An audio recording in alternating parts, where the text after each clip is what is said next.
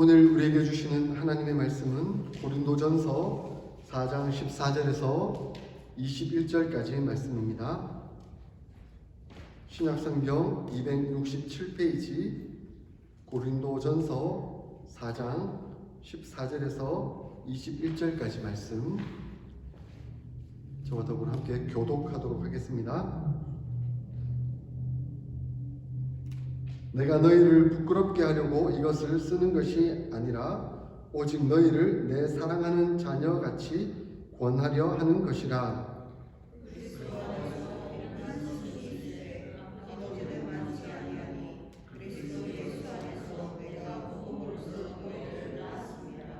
그러므로 내가 너희에게 권하노니 너희는 나를 본받는 자가 되라.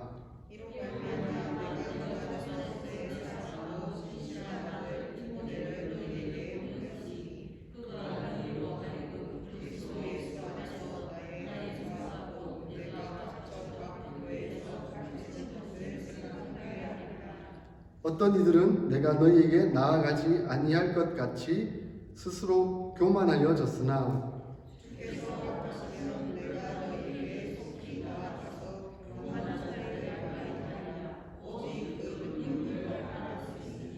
하나님의 나라는 말에 있지 아니하고 오직 능력에 있음이라.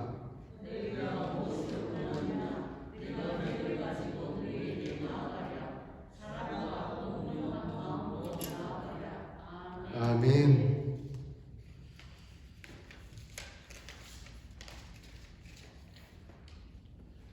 우리는 인생의 여정을 걸어가고 있습니다.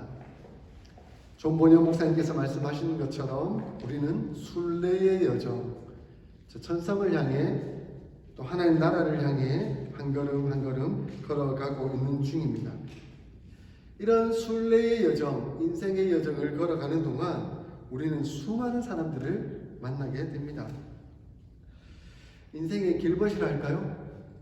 그 길을 걸어가는 동안 이러한 사람, 저러한 사람 많이 만나는 것이죠.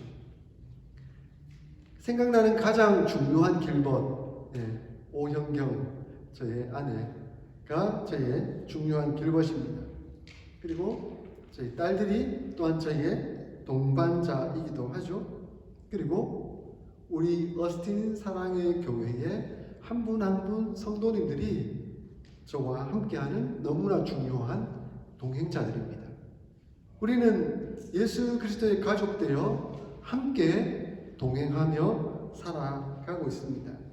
우리는 이렇게 하나님의 교회를 이루었고 하나님의 나라를 이루어가고 있습니다. 그러므로 우리는 하나님의 나라입니다. 이렇게 하나님의 나라를 이루어가면서 함께 동행하는 순례의 길을 걸어가며 우리 이 한 분 한 분 만나기도 하지만 때로 여러 사람을 만나기도 합니다. 정말 신실한 신앙의 벗을 만나기도 하지만 때로는 말만 뻔지르르하게 하는 그럴듯한 사람을 만나기도 합니다. 우리는 이런 사람 저런 사람을 만나지만 우리가 또 한편으로 생각해 볼 수 있는 건 내가 그 사람에게 어떤 사람일까? 내가 그에게 신실한 신앙의 벗일까? 아니면 말만 좀 번지르르하게 하는 그런 사람일까? 사도 바울도 인생의 걸음을 걸어가면서 또한 신앙의 여정을 걸어가면서 수많은 사람을 만났습니다. 그리고 또한 자기도 그러한 사람들에게 역할을 해주기도 했습니다. 그래서 15절에 보니까 1만 스승들이 있다. 내가 수많은 사람들을 만났는데 그 수많은 사람들이 다 1만 스승의 역할을 하는 것을 보았다.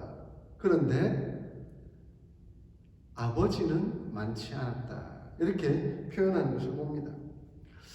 누구나 1만 스승은 될 수 있습니다. 18절과 19절을 보니까 이 스승이라는 단어가 좀 부정적인 의미로 쓰여지고 있다는 것을 느껴집니다. 왜냐하면 어떤 사람은 교만하다고 표현하고 있기 때문에 그렇습니다. 교만한 말로 가르치는 스승은 많지만 실제로 그들이 가르치기만 할 뿐 삶을 통해 아버지의 역할을 하고 있는가 하는 것에 대해서는 의문이 든다 하는 그 표현을 하고 있기 때문에 그렇습니다. 가르치기를 좋아하고 말하기는 좋아하지만 실제적인 삶에서 그것을 따르지 못하다고 한다면 그는 스승은 될지 몰라도 실제적인 아버지는 되고 있지 못하다 하는 것을 말씀하고 있습니다. 성경은 가르침이 아니라 보여주는 삶이라는 것을 우리에게 말씀해 줍니다. 예수님은 제자들에게 교실에서 가르침을 하지 않으셨습니다. 예수님은 제자들을 데리고 다녔습니다. 현장을 다니셨던 것이죠.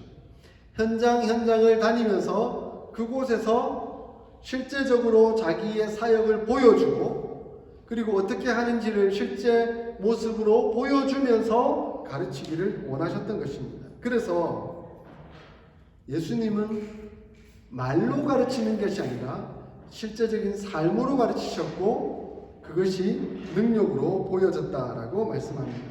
그래서 바울은 고린도 교회의 수많은 사람들이 가르치는 역할을 하려고 하고 있지만 그들이 말로만 가르치는지 아니면 실제로 능력으로 나타나고 있는지 내가 가서 직접 보겠다라고 말씀하고 있습니다.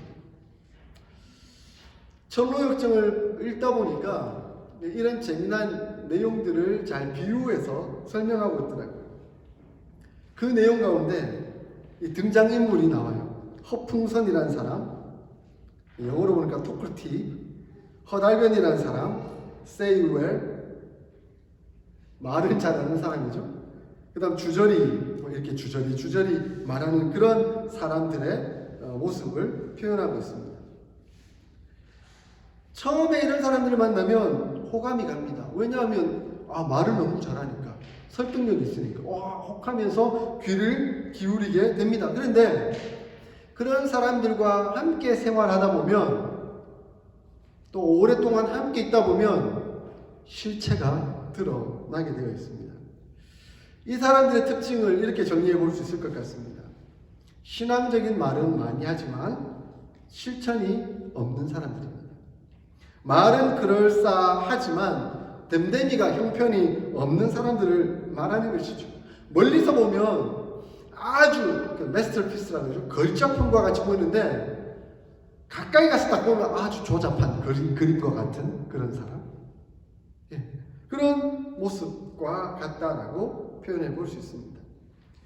그 특징은 말만 하고 행하지를 않습니다. 그래서 예수님은 이런 사람들을 바리새인과 서기관과 같다라고 표현합니다. 마태복음 23장 3절에 그러므로 무엇이든지 그들이 말하는 바는 행하고 지키되 그들이 하는 행위는 본받지 말라. 그들은 말만 하고 행하지 아니하는 자들이다. 이렇게 표현하고 있습니다. 말은 그럴듯하게 하고 아는 것 많아서 하나님의 말씀이 이렇다라고 가르치긴 하지만 실제로 그의 행동을 보면 순종하지 아니한 사람이라는 것이죠. 그래서 사도 바울이 오늘 본문 20절에서 하나님의 나라는 말에 있지 않고 오직 능력에 있습니다 라고 강조하고 있는 것입니다. 기도와 회개, 믿음과 거듭남에 대해서는 신앙적 교리에 대해서는 온갖 얘기를 늘어놓지만 그럴듯하게 말만 번지르르게 하고 그 삶에 대해서는 따르지 않는 사람들을 우리는 주의해야 하고 또한 우리가 혹시 그런 사람은 아닌가 돌아볼 필요가 있습니다. 이러한 사람의 두 번째 특징, 자기 영혼을 기만하는 사람들입니다. 잘 듣고 입으로는 능란하게 성을병할 줄 알지만 훌륭한 크리스천이 된다는 그런 믿는 그것을 통해서 훌륭한 크리스천이라고 믿는 믿음은 있지만 이런 믿음은 자기 영혼을 기만하는 것과 같습니다. 마치 지식이 뛰어나면 훌륭한 그리스도인이라고 생각하는 것이죠.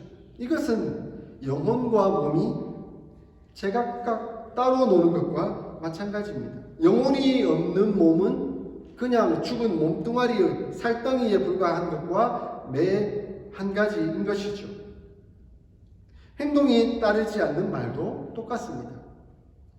그러므로 신앙의 핵심은 실천에 있고 순종에 있습니다. 레위기 11장과 신명기 14장을 보면 정결법이 나옵니다. 재미있는 비유인데요. 발굽이 갈라지거나 되새김질만 하면 되는 게 아니라 두 조건 모두 맞아야 정결하다라고 표현하고 있습니다. 그러니까 한번 토끼를 생각해 보세요. 토끼는 되새김질은 합니다. 그러나 발굽이 갈라져 있지 않기 때문에 정결한 짐승이 아니라라고 표현하고 있습니다.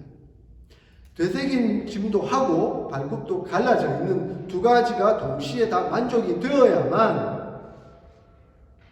정결한 짐승이 되는 것처럼 우리가 하나님 앞에서 정결하고 진실한 사람이 되는 것은 말로 우리의 신앙 고백을 진실하게 할 뿐만 아니라 그 신앙 고백을 따르는 삶의 순종이 함께 있어져야만 정결하고 진실된 크리스찬이라고 말씀하고 있습니다.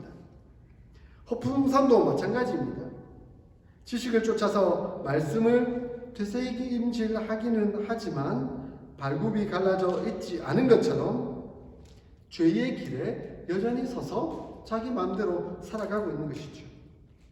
그래서 사도 바울은 이런 사람은 고린도전서 13장에 아무리 좋은 말을 많이 하고 방언이나 천사의 말처럼 들려진다 할지라도 사랑이 없으면 울리는 징이나 꽹과와 같다라고 표현하고 있습니다. 신앙의 지식은 늘어놓지만 말은 번지르르게 하지만 참다운 믿음도 복음의 은혜도 없을 수 있다라고 말씀합니다. 결국 이러한 사람은 자기 영혼과 몸이 따로 노는 사람, 영혼을 기만하는 사람이라고 말씀드릴 수 있습니다. 결국 이러한 사람은 생명 대신 하나님의 나라에 자리를 잡지 못하게 될 것입니다. 결국 이러한 사람은 하나님의 이름을 욕되게 하는 사람과 마찬가지입니다. 왜냐하면 신앙 고백은 하고 하나님을 인정하고 하나님을 높이는 그런 말과 찬양은 잘하는데 실제 자기의 삶은 완전 세상 사람들보다 못한 그런 안타까운 사람 모습으로 나타나기 때문에 그렇습니다. 그래서 사도 바울은 로마서 2장 24절 25절에 이 유대인들을 경고하고 있습니다. 하나님의 이름이 너희 때문에 이방인 중에서 모독을 받는도다. 내가 율법을 행하면 할례가 유익하나 만일 율법을 범하면 내 할례가 무할례가 되니라. 할례는 잘 행하는 의식적인 모습은 보여주지만 실제 율법을 행하지 않는 그런 모습을 취하고 있다면 그 할례가 무슨 의미가 있겠느냐. 그리고 하나님을 믿는 백성이라고 말하는 그것이 얼마나 어리석고 부끄러운 짓이냐. 그렇게 말씀하고 있습니다. 그래서 한 신학자는 당신의 인격이 너무 크게 소리치고 있기 때문에 당신의 말이 귀에 들리지 않습니다 라고 표현했습니다. 실제 우리의 삶이, 우리의 행동이, 우리의 인격이 너무 크게 소리치고 있기 때문에 우리가 아무리 좋은 말을 한다 할지라도 그 말은 신뢰를 얻을 수 없는 말이 될 수 있다는 것을 기억해야 합니다. 그래서 사도 바울은 말로만 하는 선생들이 많고 그들이 교회에 득세하는 그런 고린도 교회에게 경고를 하고 있습니다. 내가 너희에게 나아갈 때 매를 가지고 나아가랴 아니면 사랑과 온유한 마음으로 나아가랴.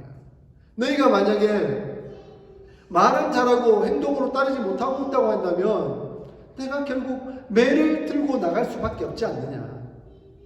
쳐서라도 바로 정결하고 진실된 사람으로 우리가 세워져야 되지 않겠느냐. 그러나 내 마음은 사실 사랑과 온유한 마음으로 나가고 싶다 하는 것을 표현하고 있는 것입니다. 이것은 장차 우리가 하나님 앞에 섰을 때 하나님께서 우리에게 물으실 말씀이기도 한 것 같아요. 우리가 하나님 앞에 서면 하나님 물으실 거예요. 네가 믿느냐? 네가 믿음을 가지고 나왔느냐? 네, 제가 믿습니다. 믿음을 가지고 나왔습니다. 그런데 너는 행하였느냐? 믿음대로 순종하고 따랐느냐? 하나님 우리를 그렇게 물으실 것 같습니다. 그때 우리는 어떤 모습일까요? 마지막 심판날에 우리가 하는 고백이나 많은 말이 얼마나 시덥지 않은 것이 될지, 그것이 얼마나 낱낱이 드러날지 좀 두려운 마음이 있습니다. 예수님은 제자들에게 내가 너희에게 한 일을 알겠느냐, 그 복음의 내용, 그리고 내가 너희에게 보여주었던 그 수많은 능력의 내용들 다 알겠느냐? 근데 예수님은 곧바로 한 가지 말씀을 덧붙이셨습니다. 요한복음 13장 17절에 너희가 이것을 알고 행하면 복이 있으리라. 진정한 축복은 알문을 넘어서서 그것에 순종하고 따르는 삶으로부터 나타난다. 그것에 축복과 은혜가 있다라고 말씀하고 있습니다. 제가 한국에서 여러 삶 공부를 하고 실제적으로 가르치는 사역들을 오래 했는데, 어떤 분들은 말씀을 듣고 그렇지, 사랑해야지, 이해해야지, 용납해야지, 용서해야지, 이런 표현을 자주 쓰는데 막상 그 부분에서 딱 부딪히면 그게 안 되는 상황들이 많은 거예요. 그래서 실제적으로 한번 해봅시다. 순종 한번 해봅시다. 정말 용서가 안 되고 그 사람만 떠올리면 치가 떨리는, 밤에 잠이 안 오는 그런 사람이 있으면 그 사람을 용서한다라고 한번 편지를 써보시라고. 내 감정으로는 도무지 용납이 안 되고 용서가 안 되지만 하나님이 용서하라고 하시니까 내가 한번 용서해 보겠다. 그래서 용서합니다. 당신을 용서합니다. 라고 편지를 썼는 거예요. 그래서 이걸 하나님 앞에 드립시다. 그래서 이제 불에 태워 봅시다. 그래서 달라 하니까 내밀긴 내밀는데 막상 받아서 달라 하니까 뺏으려니까 안 주시는 거예요. 부들부들 떨어요. 용서가 안 되는 거죠. 그래도 하나님께 맡겨봅시다. 강제로 확 뺏어가지고 불에 태우는 거죠. 근데 놀라운 고백을 하는 거예요.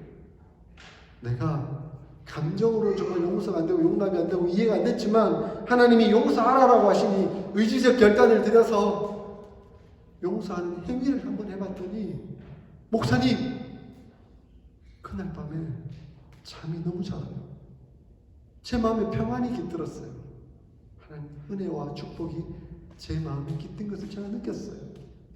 그 사람 생각하면 치가 떨리고 손이 부들부들 떨리고 잠이 안 왔는데 그날 그 사람 생각이 났는데도 괜찮았어요. 하나님은 이렇게 복을 베풀어 주십니다. 이것이 하나님 축복 아닙니까? 내가 잠을 잘 잘 수 있고 평안을 누릴 수 있고 은혜를 경험할 수 있다는 것 하나님의 축복 아닙니까? 순종을 했더니, 의지적 결단을 들여 억지로라도 한번 순종을 들여봤더니 하나님께서 이렇게 역사하시더라 하는 축복이 있는 것입니다. 그러므로 참된 경건은 실천하는 경건에 있습니다. 실제적인 경건에 있죠. 그래서 야고보 사도는 야고보서 1장 27절에 하나님 아버지 앞에서 정결하고 더러움이 없는 경건은 곧 고아와 과부를 그 환난 중에 돌보고 또 자기를 지켜 새 속에 물들지 아니하는 그것이니라라고 말씀합니다. 실제 우리의 관계된 사람들 속에서 그 사람을 불쌍히 여기고 그 사람의 아픔을 안타까이 보고 위로하고 도와주고 하는 그것이 경건이다. 그리고 세상의 방식이 아닌, 세상의 가치관이 아닌 하나님의 방식, 하나님의 말씀에 순종하는 그것이 진정한 경건이다. 지식적인 경건이 아니라, 안다라고 말하는 그것이 경건이 아니라, 그러므로 참된 경건은 숨겨질 수 있겠지만, 잠시는 숨겨질 수 있겠지만 드러나게 되어 있습니다. 포장한다고 해서 그게 나타나지 않는 것은 아닙니다. 제가 신학대학원 시절 한 전도사님을 만났어요. 이제 울산에서 전도사 시절을 하고 있었기 때문에 학교 천안까지 이제 교통수단을 이동해서 가야 되잖아요. 기차를 타고 가든지 버스를 타고 가든지. 그런데 함께 울산에서 어느 교회에 전도사 사역을 하고 있는 분이 자기가 차가 있으니까 학교 갈 때 같이 가자. 그래서 뭐 기름값 조금이라도 같이 내고 같이 가자고 하시는 거예요. 좋다고. 그래서 그 전도사님 잘 몰랐지만 그 전도사님과 함께 차를 타고 이제 경부고속도로를 타고 가는 거예요. 그 전도사님이 그 당시에 그랜저를 가지고 있었어요. 엄청 좋은 차였죠. 와, 뒷좌석에 앉아서 편안하게 가니까 좋더라고요. 그런데 이 전사님이 운전을 하고 가는데 앞에 큰 트럭이 바빴는지 경부고속도로가 편도 2차선이잖아요.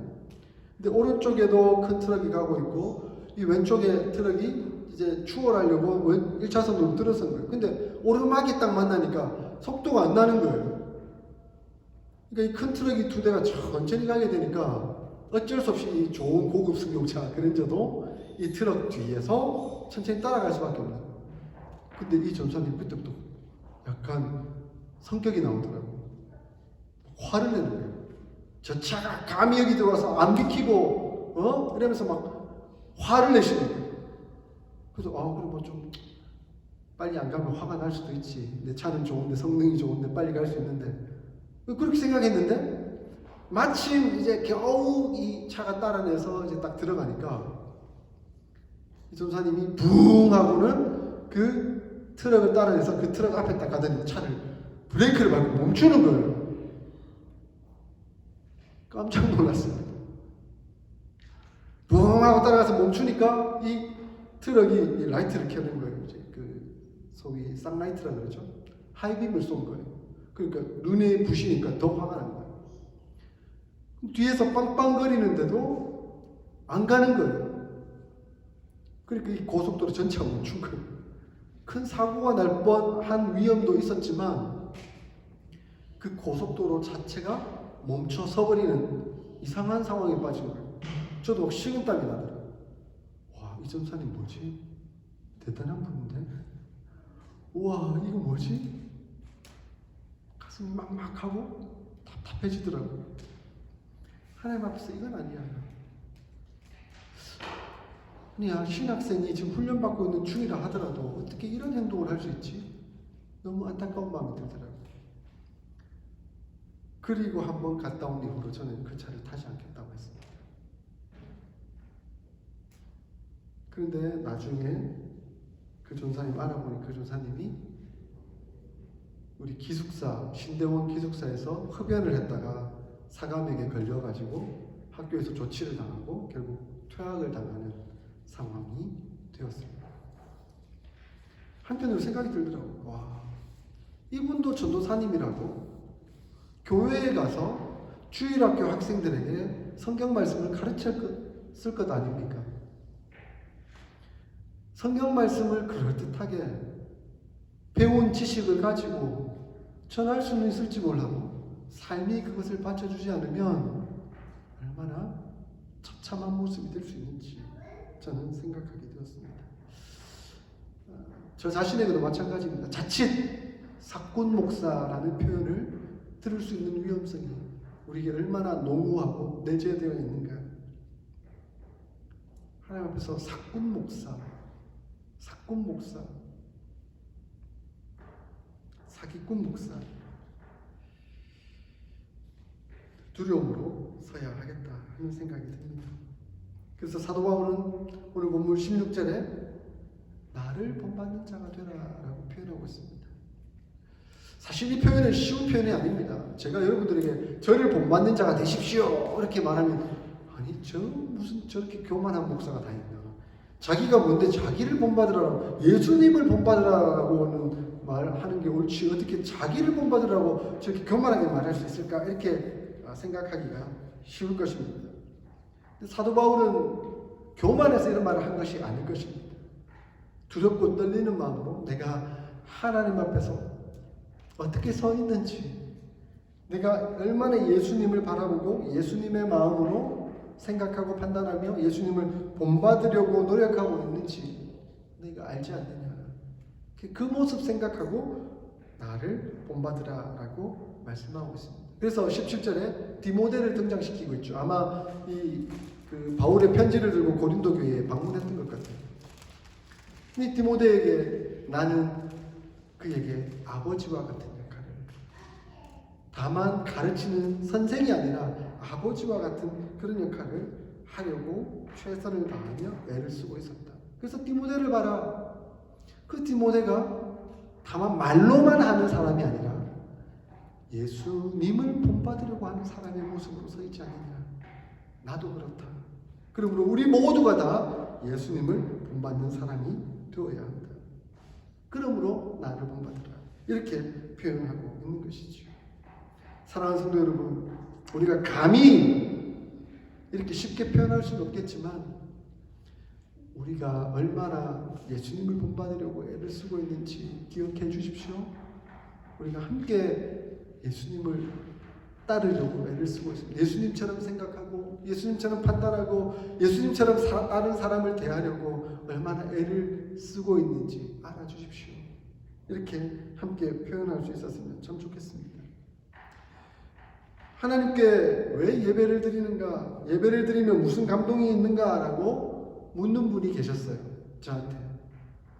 목사님, 예배 드리면 무슨 유익이 있죠? 그리고 또 마음에 무슨 감동이 있길래 그렇게 예배를 집중적으로 진실하게 드려야 합니까? 이렇게 묻는 거예요. 이미 교회를 다닌 사람일 수도 있고 다니지 않은 사람일 수도 있겠지만 예배의 의미가 뭔지를 잘 모르고 그런 질문을 하는 것 같았습니다. 예배에는 하나님과 인격적인 교제가 있는 것이죠. 그러므로 우리의 전인격적인 요소가 다 들어갑니다. 지식적 요소, 감정적 요소, 의지적 요소가 다 들어갑니다. 그래서 하나님의 말씀을 들으면서 하나님의 말씀에 이런 의미가 포함되어 있구나, 이런 내용이 있구나, 이런 지식적인 전달이 있죠. 그리고 그 말씀을 깨달으면서 내 마음속에 뉘우침이 있을 수도 있고 또 위로의 감동이 있을 수도 있는 것이죠. 그것은 감정적인 요소죠. 그런데 이것까지는 잘 되는 것 같은데 무엇보다도 중요한 것은 예배 후에 배운 말씀대로 내가 순종하며 살겠다는 의지적 결단이 따르게 됩니다.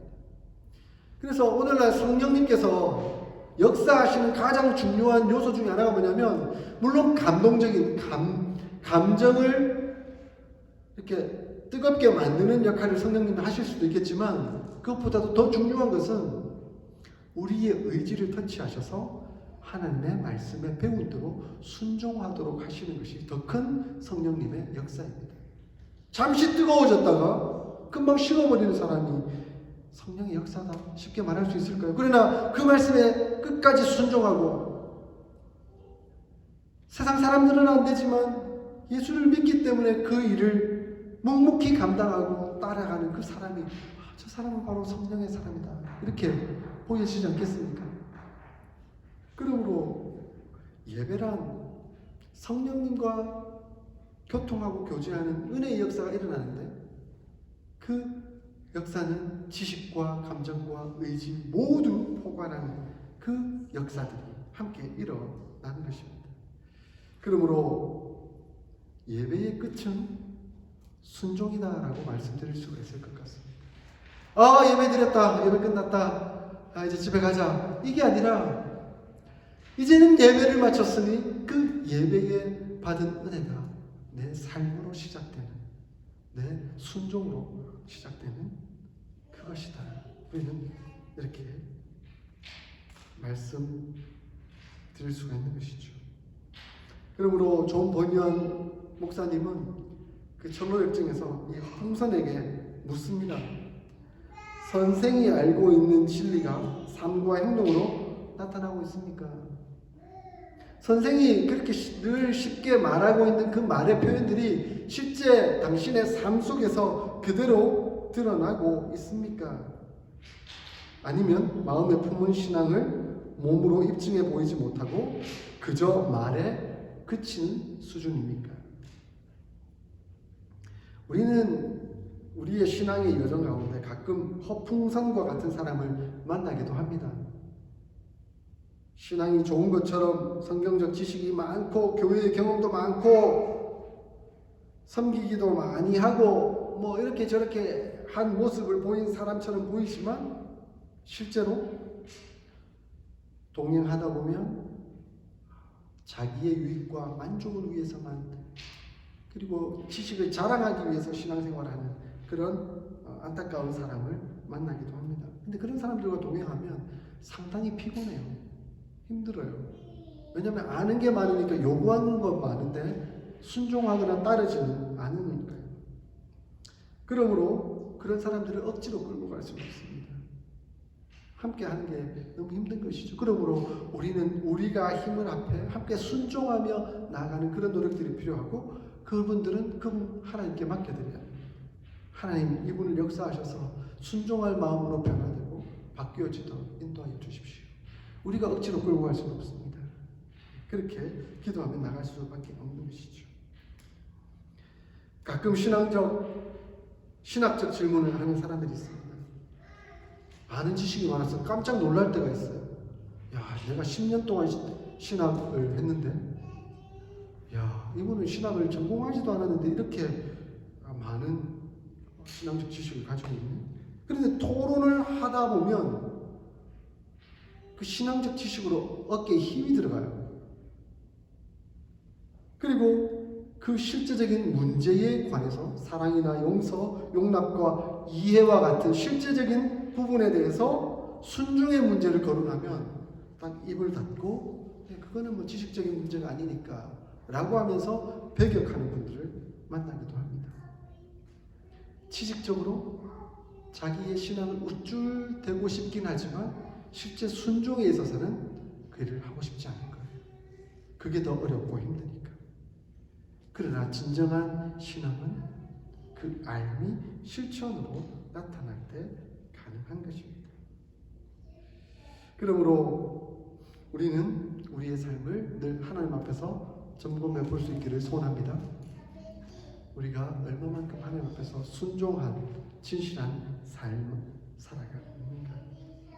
어스틴 사랑의 교회는 성경적 지식만 많이 알고 있는 교회가 아닙니다. 우리 교회는 물론 말씀이 있는 교회죠.